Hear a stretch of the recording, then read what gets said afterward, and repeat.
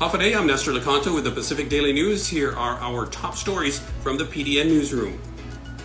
A 38-year-old man was arrested after he threatened to kill a BankPacific employee and then refused police orders to get out of his vehicle, the Guam Police Department said. Joseph David Calvo Atalig of Talafofo was arrested after nearly an hour of failed negotiations for him to surrender, GPD said.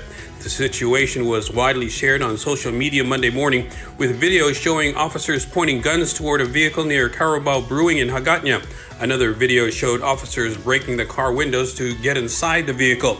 A woman who works at BankPacific in Hagatna reported to police at about 8:30 a.m. Monday that she received death threats from a man known to her, alleging that he would come into the bank and do harm, GPD said.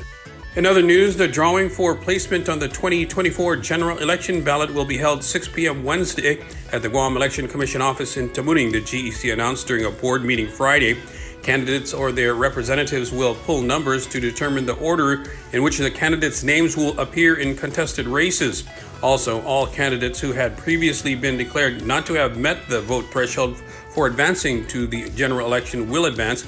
GEC Chairman Jerry Crisostomo said that after reviewing a previous situation in the 2000 election, it set the precedent that the threshold for candidate qualification in the primary to advance to the general is based on the total number of primary votes cast in the district and not the overall election, as more recently stated by the GEC.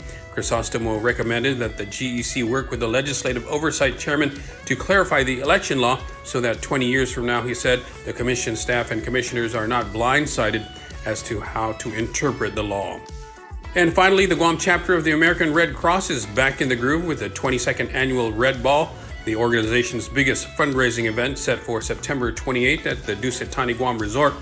This year's theme is Resilient and Ready, a celebration of all the Red Cross volunteers who pitched in with disaster relief after Mawar. That's according to this year's Red Ball chairman, Jim Bigley.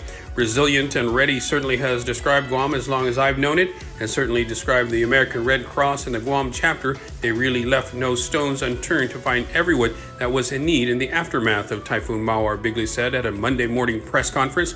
He promised the event would be, quote, meaningful and memorable for donors and supporters, with a 5-course gourmet meal and live local entertainment.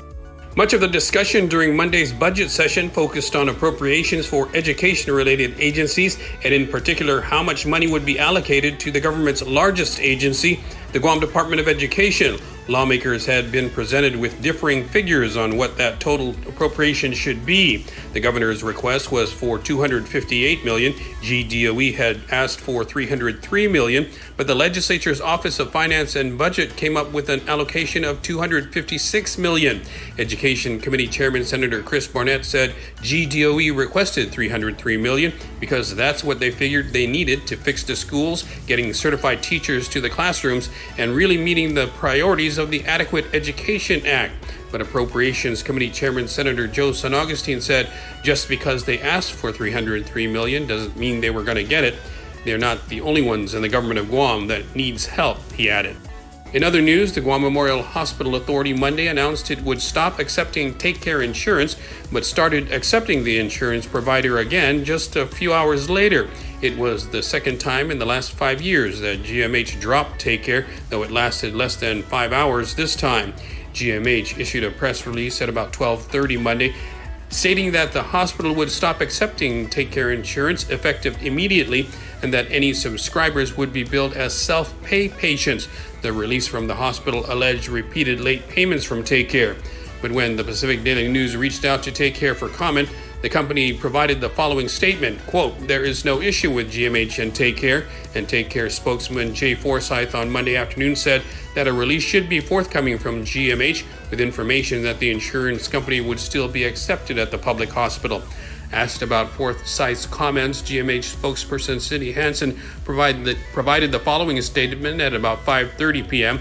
GMHA, she said, will resume accepting TakeCare Insurance effective immediately. More information will be shared tomorrow in a news release. And finally, Juan M. Guerrero Elementary School has passed its health inspection with a grade of C and will open up classes starting today, August 20th, the Guam Department of Education announced. J.M. Guerrero's passage brings the number of GDOE schools with a valid sanitary permit up to 26 as of Monday. there are still about 14 school campuses waiting on health inspections needed to open up. For more of these stories, go to GuamPDN.com and follow us on social media.